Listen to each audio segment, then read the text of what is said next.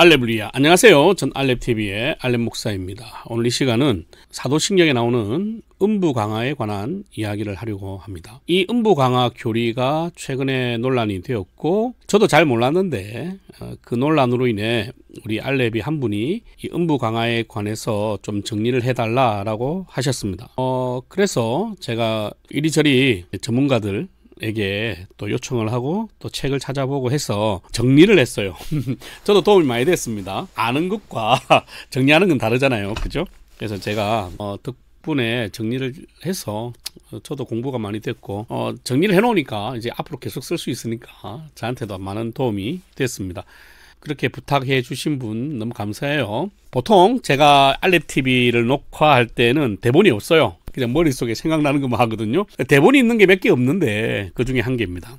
한번 쭉 가볼게요. 첫 번째, 왜 이게 논란이 됐냐는 거죠. 최근에 이 사건이 재조명된 가장 유명한 사건은 이재철 목사님 때문입니다. 그건 한번 찾아보세요. 네, 이것까지 다 설명하면 길어요.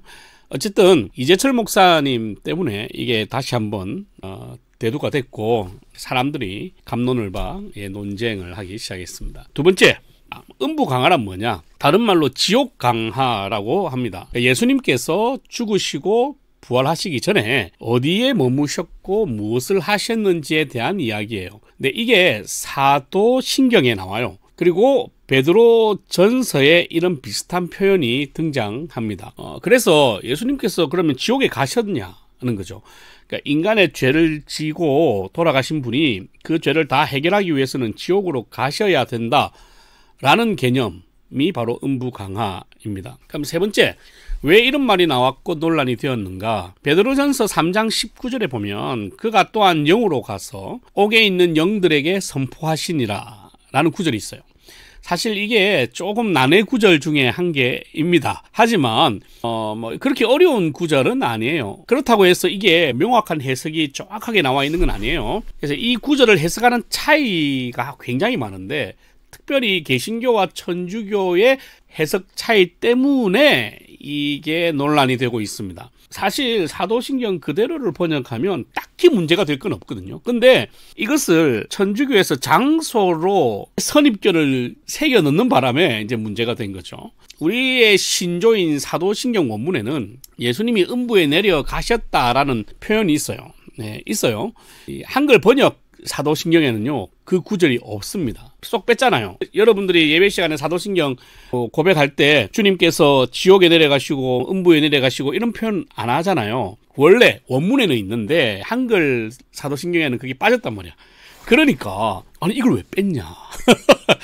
그래서 궁금증 더하기 호기심 더하기 나중에는 음모론까지 혼합돼서 더 논란이 가중되었다는 겁니다. 네 번째, 그러면 한글에서는 이걸 왜 뺐냐? 아니 그냥 처음부터 그대로 해석하면 될 거 아니냐? 번역해서 그냥 고백하면 되지. 왜냐하면 이 지옥 강화에 관한 논의, 음부 강화에 대한 논의는 아직 명확하게 확정되지 않았어요. 그래서 우리의 입장은 있어요. 우리가 명확하지 않는다는 게 아닙니다.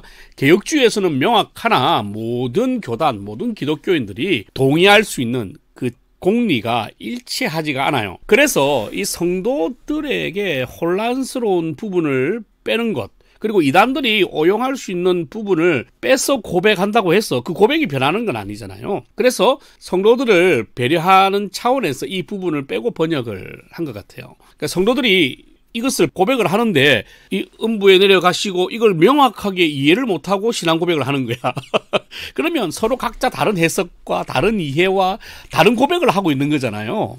그러니까 이걸 방지하기 위함이다. 왜냐하면 교회라는 것은 고백 공동체인데 하나의 고백으로 고백을 해야 되는데 이 부분에서 서로 나누어져 버리면 그러니까 굳이 이것을 넣을 이유가 없다 해서 뺀 것 같습니다. 다섯 번째, 그러면 처음부터 이 부분을 빼면 될 거 아니냐. 아니 원문에서 이게 빠졌어야지 왜 넣어가지고 이 고생하냐. 여러분 사도신경을 고백할 당시에 이 부분에 대해서 쓴 배경, 그 신학자들이 가지고 있던 신학적 통찰, 성경의 해석, 이걸 우리가 다 이해 못하는 거잖아요. 그렇다고 해서 우리가 이해를 못한다고 해서 그걸 빼는 건 정답이 아니라는 거지. 이해할 때까지 모른 채로 놔두는 것이 더 좋은 신경을 대하는 태도라는 거예요. 그래서 무지는 무지로 인정하고 그대로 두는 것, 그게 바른 태도죠. 내가 모른다고 빼버리면 안 되잖아요. 그게 틀렸다가 아니잖아. 음부에 내려가시고라는 기록이 있으니까 그거는 맞는데, 그걸 어떻게 해석하고 어떻게 봐야 되는지 내가 다 모르면, 그리고 그게 모든 것이 일치가 되지 않았다고 해서 그걸 빼버리는 것은 아닌 것 같아요. 모르는 것은 모르는 채로 두자. 그래서 원문은 그대로 있다. 하지만 번역을 함에 있어서는 성도들을 위해서 뺀 것이 있다는 거죠. 자, 그러면 이렇게 생각할 거예요. 6번째, 사도신경이 그렇게 중요한 신경인데 교회 마음대로 빼도 되냐? 교단 마음대로 빼도 되냐? 여러분, 사도신경은 성경이 아니에요. 그래서 모르는 부분을 빼는 건 문제가 되지 않습니다. 그러나 잘못된 것을 더하거나 혹은 바꾸는 것은 문제가 될 수 있죠. 예를 들면 공교회라고 할 때 그거는 카톨릭이거든요. 그런데 미국에서는 요즘에 그걸 유니버설 처치라고 번역해서 쓰고 있다고 하더라고요. 여러분, 하지만 공교회는 카톨릭 처치가 맞습니다. 유니버설 처치라고 하면 안 돼요. 뭐 틀린 건 아니지만 그 모든 의미를 다 포함할 수는 없어요. 참고로 공교회는 카톨릭이고요, 로마 천주교는 가톨릭입니다. 카가 아니고 가나다라 바바사 할 때 그 가입니다. 그래서 우리는 카톨릭 처치가 맞아요. 네. 그리고 사도신경은 성경이 아니다. 그래서 내용의 문제, 고백에 문제가 없는 이야기는 빼도 상관이 없다. 그걸 뺀다는 게 제거한다는 게 아니라 모르는 부분을 두고 논란이 될 만한 부분은 지금 당장 하지 않고 보류하고 있는, 부정적인 의미에서 보류가 아니라 긍정적인 의미에서 보류다. 그렇게 이해하시면 되겠습니다. 그럼 7번째, 그럼 음부는 어디냐? 음부를 장소로 질문하는 것 자체가 지옥과 연옥을 염두에 두고 말하는 거거든요. 그러니까 장소가 아니라 음부는 우리가 당해야 할 영원한 고통과 진노 그리고 저주를 한 번에 표현할 수 있는 방법이 없어. 예수님이 당하신 그것에 대한 총체라고 볼 수 있는 거예요. 우리가 마땅히 지옥에 가야 할 존재 맞죠? 근데 주님께서 우리의 죄를 대신 지시고 죽으심으로 우리가 당했어야 하는 그거, 지옥 같은 고통과 저주와 진노, 이 모든 고통의 영원한 총체를 다 대속하시고 해결하셨다는 의미로 음부라는 단어를 쓰고 있는 것이다. 여러분, 성자 하나님의 구속은 육신적인 고통이 아니라 영적인 고통이에요. 그죠? 그 말로 표현할 수 없는 그 끔찍한 혐오와 아픔, 통증, 이런 걸 표현할 수 있는 것이 우리가 가야 했던 지옥이라고 볼 수 있는 거죠. 그래서 이걸 지옥 강화, 음부 강화라고 합니다. 그래서 굳이 음부에 내려갔다라는 것을 장소로 해석할 필요는 없다. 여러분이 가끔씩 절망에 빠졌다 할 때 진짜 절망이 우물이 아니잖아요. 예, 절에 있는 우물이 절망이 아니지 않습니까? 우물 가는데 왜 빠져? 그 표현이라는 거죠. 8번째, 그럼 음부 강화의 신앙 고백 위치가 좀 안 좋다는 거예요. 만약에 음부 강화가 장소로의 이동이 아니라 고통을 말하는 것이라면 사도신경에서의 그 위치가 애매하다는 겁니다. 사도신경에서는 십자가에 못 박히시고 죽으셨고 장사되셨고 음부에 내려가셨다라고 되어 있어요. 그러니까 당연히 이 음부는 지옥이 되어야 된다는 거죠. 만약에 이것이 고통이라면 십자가에 못 박히셨고 음부에 내려가셨고 죽으셨고 장사되셨다라고 해야 되는 게 맞지 않냐? 이제 이렇게 질문을 합니다. 이 부분은 서로 다른 견해가 있는데, 이 장로교의 해석은 뭐냐면 예수님의 구속 사건을 시간 순으로 본다면 죽으심보다 음부에 내려가심이 맞죠. 이 고통이니까. 근데 예수님의 고통을 십자가에 한정되는 것은 아니라는 거지.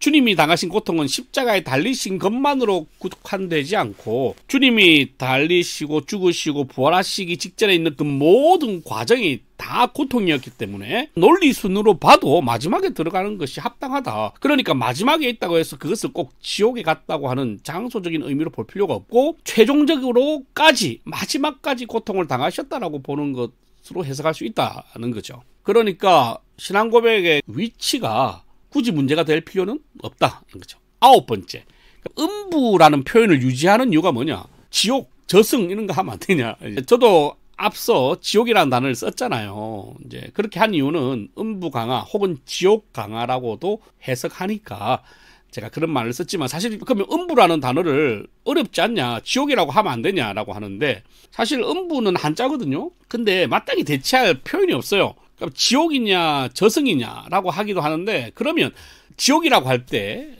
저승이라고 할 때는 너무 장소적인 색채가 강해지잖아요. 그래서 고통의 상징으로서의 음부라고 표현하는 것이 더 낫다. 그래서 음부보다 더 나은 표현이 없어서 아직까지 음부라고 쓰고 있다. 겁니다. 저승은 굳이 안 써도 되겠죠. 불교 용어니까 쓸 이유가 없는 것 같습니다. 10번째, 음부에 음부로 이 차이가 있어요.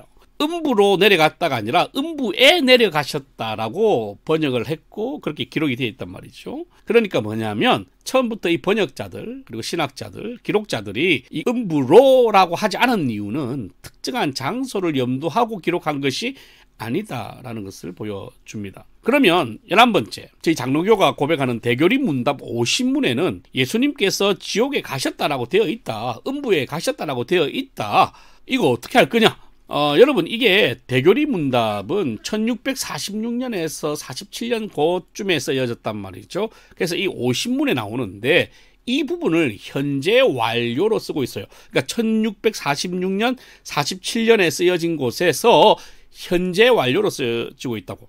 그래서 이것을 정확하게 번역하면 이것이 지옥에 가신 것이다가 아니라 다른 표현으로는 지옥에 내려가셨다라고 지금까지 표현되어져 왔습니다 라고 번역해야 된다는 겁니다. 이해되시죠? 그래서 제가 대교리 문답 50문을 한번 읽어주면 이렇습니다. 그리스도께서 죽으신 후에 있었던 그리스도의 낮아지심은 장사되셔서 제3일까지 죽음의 권세 아래 죽은 자의 상태에 계속 계신 것으로 이루어져 있습니다. 이 끝이에요. 그리고 나서 붙은 게 뭐냐면 이것을 다른 표현으로 그 시대, 현재 완료입니다. 그 시대 다른 표현으로 그분이 음부에 내려가셨습니다 라고 지금까지 표현되어져 왔습니다 라고 되어 있는 거예요. 그러니까 앞에 그리스도의 낮아지심에 대한 그 사건을 지금까지 교회에서는 그냥 관례상으로 지옥에 내려가셨습니다 혹은 음부에 내려가셨습니다 라고 표현을 했다라는 것으로 기록이 되어 있는 거지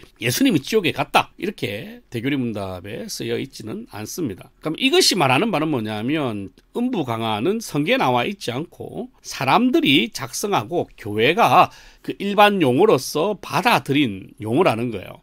그러니까 이걸 너무 진리처럼 생각하거나 성령의 감동으로 쓰여진 표현처럼 받아들일 필요는 없다는 거죠. 12번째, 그러면 왜 이게 지금까지 논란인가 하는 거죠. 이게 가톨릭의 교리가 장로교로 유입되면서부터 이게 논란이 된 것 같아요. 가톨릭은 당연히 이것을 장소로 보겠죠. 당연히 거기는 연옥이 있어야 되니까. 그래서 그리스도께서 지옥에 가서 영들에게 선포하신 것을 그리스도의 높아지심으로 해석을 합니다. 그러나 개혁주의는 주님의 죽으심을 그리스도의 낮아지심으로 보는 거죠. 예수님도 돌아가시기 전에 자신의 영혼을 아버지 손에 맡기셨잖아요. 지옥에 가는 게 아니라 하나님의 손에 자신의 영혼을 맡기셨단 말이죠. 그러니까 이것을 장소로 해석하는 것은 천주교의 영향이 크다. 13번째, 그러면 베드로전서 3장 19절을 어떻게 이해하면 좋을까? 그가 또한 영으로 가서 옥에 있는 영들에게 선포하시니라.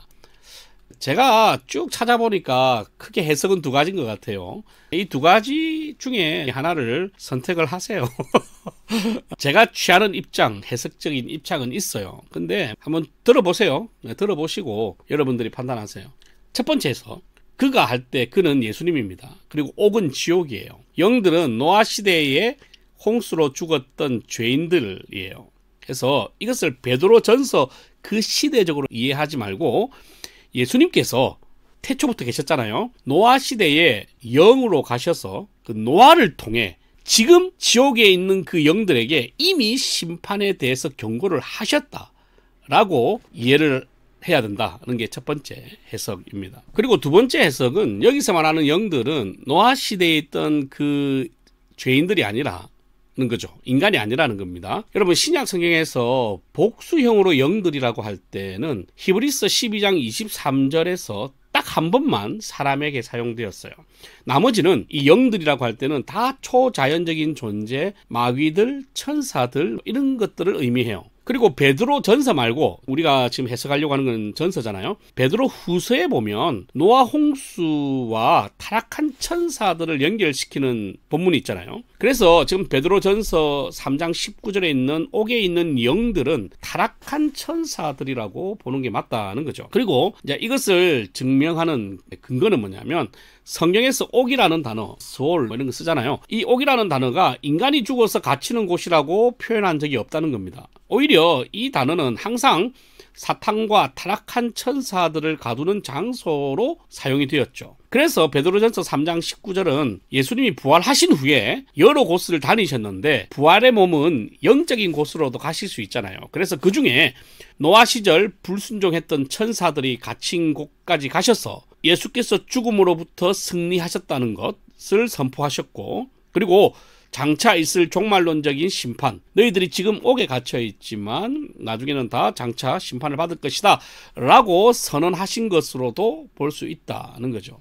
근데 이 해석의 문제점 중에 한 개는 당시에 타락한 천사들이 갇혀 있는 게 아니라 이 세상을 활개하고 있었죠. 그래서 또 어떻게 해석이 가능하냐면 그 옥이라는 것이 곧 이 세상이다. 하나님께서 사탄에게 허락하신 이 공간, 우주적 공간이 그냥 옥이다. 나중에는 결국은 진짜 옥으로 갈 것이다 라는 것을 선포한 것이다. 즉 결국은 주님께서 부활하신 그 자체, 죽음을 이기신 그 자체가 이미 선포하신 것이다. 뭐 이렇게 해석할 수도 있을 것 같아요. 어쨌든 이거는 난해 구절이에요. 그래서 목사님들마다 크게 벗어나지 않는 한도 내에서 해석은 조금씩 차이가 있을 것 같습니다. 그렇다고 해서 앞서 말씀드린 것 같지만 크게 벗어나지 않는 입장이에요. 이상하게 해석하면 안 됩니다. 14번째, 알렌 목사의 입장은 뭐냐?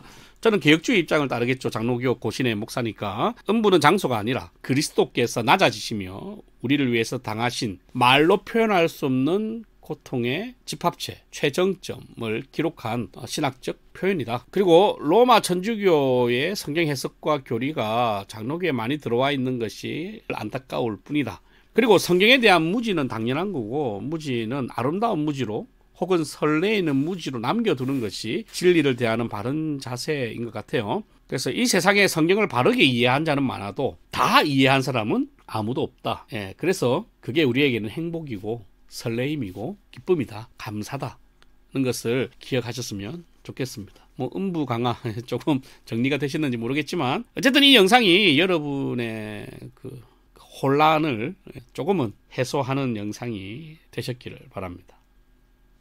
할렐루야.